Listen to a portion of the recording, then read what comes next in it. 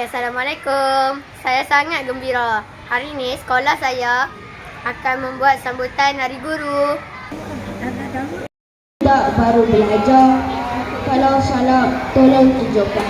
Maafkanlah kesalahan kami. Sebagai ejen perubahan yang membentuk guru-guru yang berjasa sekalian.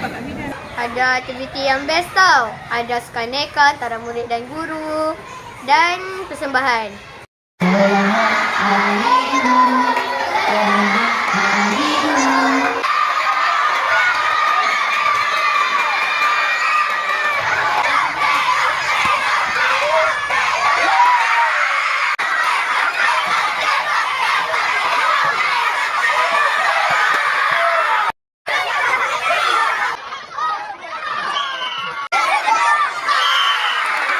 Dapat makanan percuma, sedap sangat.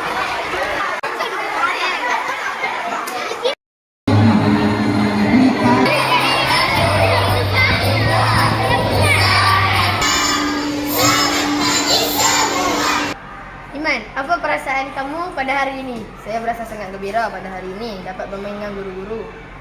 Terima kasih. Gawis, apakah perasaan kamu pada hari ini? Saya sangat gembira dapat bagi hadiah kepada guru dan dapat bermain dengan rakan-rakan saya. Dennis, bagaimanakah cara untuk kita menghargai guru? Kita perlu menghormati guru, mendengar arahan guru dan menolong guru. Terima kasih.